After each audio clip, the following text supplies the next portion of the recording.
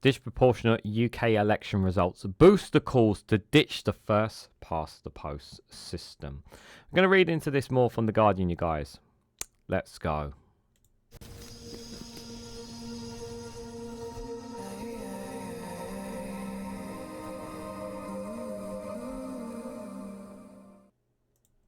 Good morning, good afternoon, good evening, wherever you are in the world. This is Reganelite here with an article from The Guardian with the headline, "The disproportionate UK election results boost the calls to ditch the first past the post system. Campaigners are calling for electoral reform and says the outcome has renewed pressure for proportional representation."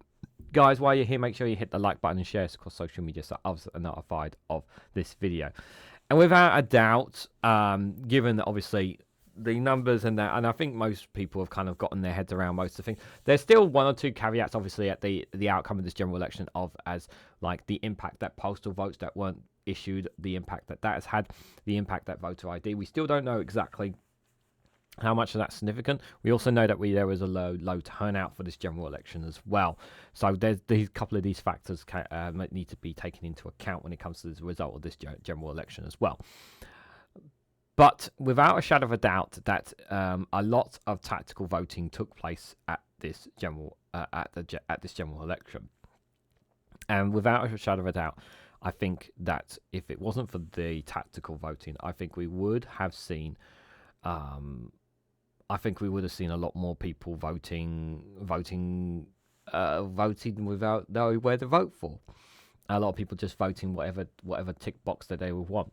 I do think that it has helped boost Labour from the results that they've had from the results that they got now. I think it would have been far less. I think Conservatives may have won a lot more seats. I think the Lib Dems would not have had as many seats as well.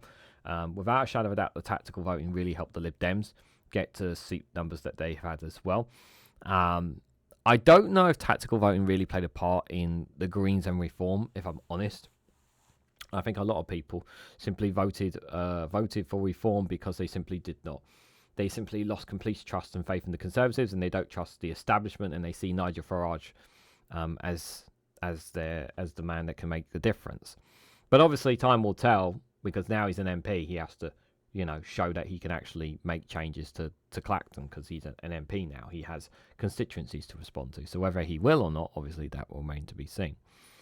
But the system that we have is just not fair. It's not proportionately proportionately represented, and it should be a case of your vote should just be your vote should count towards a fair and system. But the way the system is designed to be in the benefit of those who already have the power, sort of thing. And and for too long that this system that we've had it's an old and outdated system, and it needs to change.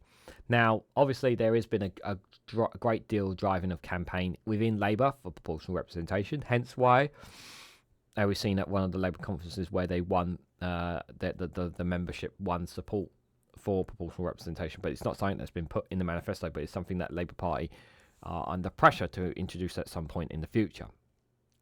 There are lots of campaigns outside of the Labour Party as well pushing for proportional representation as well. If a form of proportional representation does get introduced, you could see the likes of Reform, the Greens getting a little bit more slice of the pie, shall we say. The Lib Dems would probably get a little bit less based on their voter share, and a little bit less for the Conservatives, and much less for Labour, because the vote share would be more in favour. You would see the pie, shall we say, when you think of all the political parties in a circle, you see it be a lot more fair, a lot more diverse. A bit similar to like the recent French results. If you look at the pie for them, a bit similar to along those lines. And that's what we want. And now, I don't want Reform to have power, but I also believe in democracy. And if the vast majority vote for Reform, then Reform should have more of a say when it comes to government. Same can be said for the Greens or Lib Dems or whoever party. And it becomes more of a case of making every single vote count.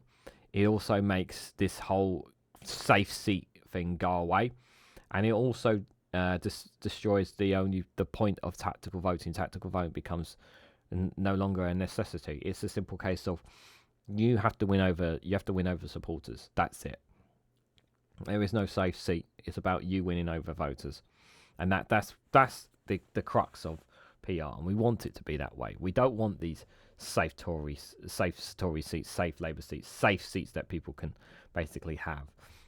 Every single MP should be under pressure and feel the pressure of holding on to their seat, and lose their seat, if they are deemed not good enough, for their area. I'm in a very strong Labour area where I am, and even though that many people voted for Reform and voted for Green, the Labour candidate, the Labour MP here, won comfortably. Even though they lost a proportion of their vote, they still won comfortably. And we do need to balance the books more when it comes to this. So let's read what The Guardian has had to say on this, guys. So the push for electoral reform in the UK has received a shot in the arm after the most disproportionate election in history, according to campaigners and academics. Longstanding reform campaigners have become uneasy bedfellows with Reform UK's Nigel Farage in recent days after Labour secured a 174-seat majority with just 34% of the popular vote.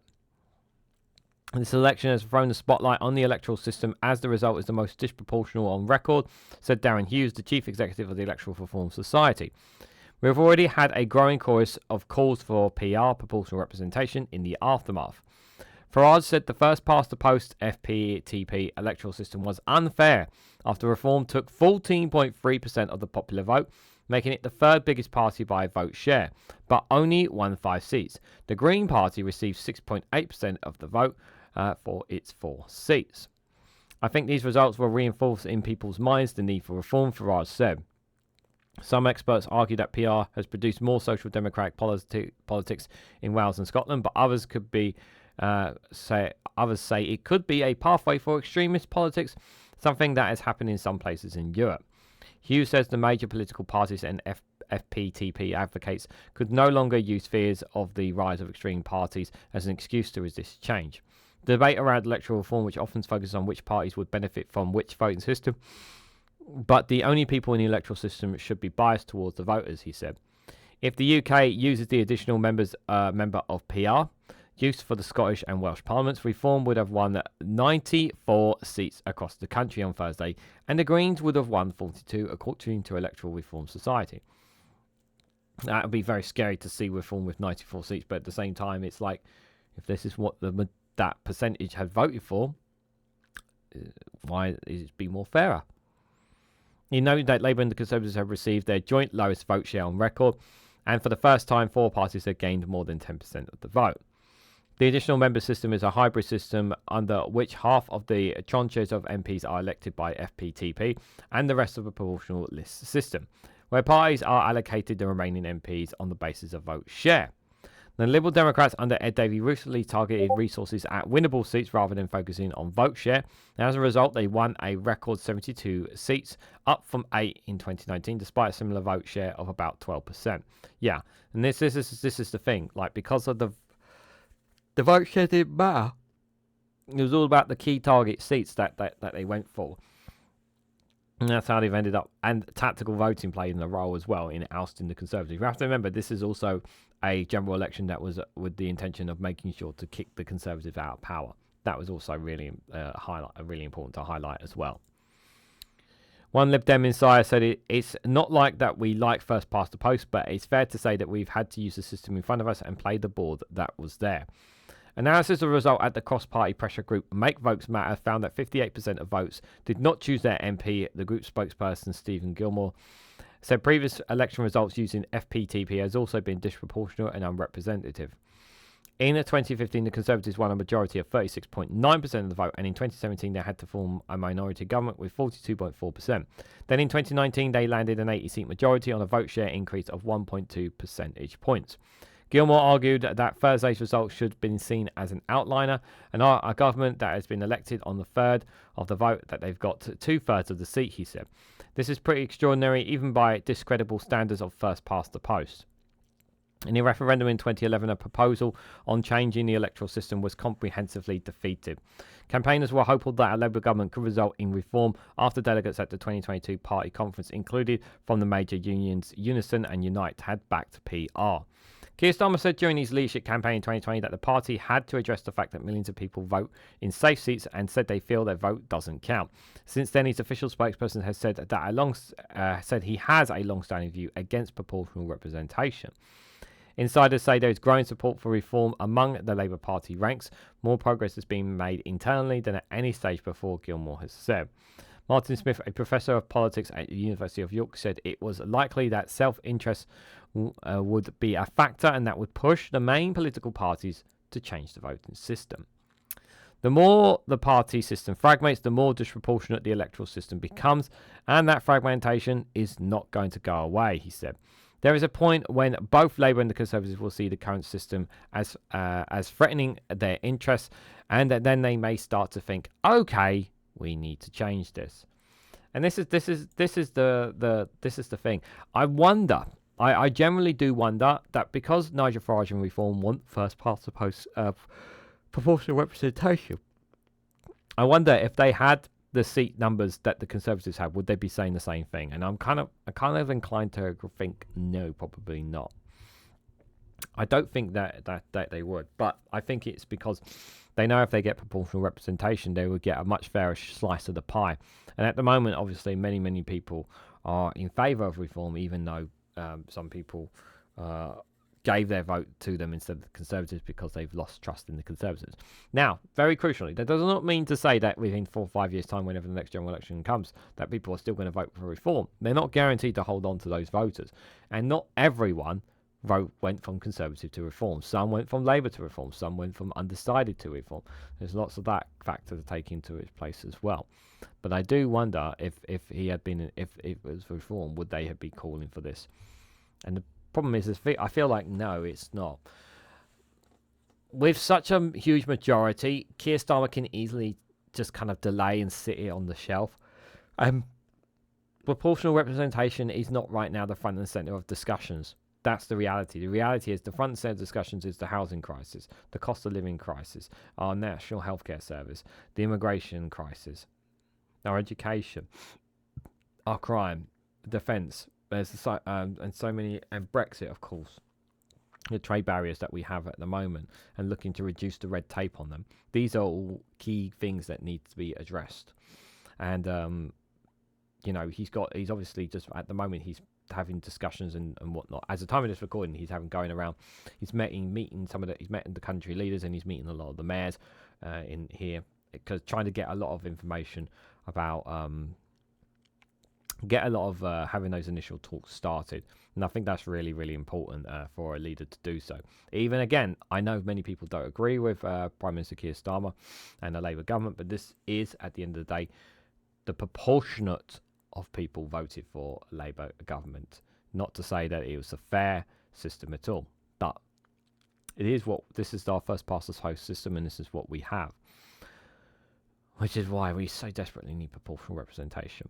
Now, if you're somebody who agrees with me that we should have proportional representation, there are many campaign groups out there that stand for them, and they help promote them. There are those within the Labour Party, and there are those outside the Labour movement or outside the Labour Party that also pushes for proportional representation. You could be part of a specific party. You could be a Reform member. You could be a Lib Dem member. Then you can still stand in support for proportional representation. It's just a case of having a look out there and joining those groups to make your voice heard, because the more people get behind those kind of voices, the bigger it can be, and the less likely, the less ignoring that Prime Minister Keir Starmer and his government can do, because they cannot, if enough people make enough noise, this government is more likely to listen. Especially after the last 14 years, we know the Conservatives haven't been listening to these people. And I generally do hope that Labour will listen to a certain extent. And I say the words to a certain extent. But what do you guys think? What do you guys make of proportional representation? Maybe some of you aren't familiar too much about proportional representation yourself. Maybe some of you think that it's probably a bit dangerous because it might let reform in, or some of you are maybe worried about other parties. Maybe some of you think that the system we have is fine. And if so, why do you think our first past the post system is a better system? Let me know your thoughts and more of all these down in the comment section below. If you found this video interesting, please hit the like button, be greatly appreciated. Share this across social media so others are notified of this video. And subscribe, because it really does help support the channel. And if you want to go one step further, financially support me and the work that I do here, you can do so by becoming a YouTube member for as little as 99p, or join me on Rumble or Patreon for exclusive content on those platforms. So thank you all so much for watching. I hope to catch you all very, very soon.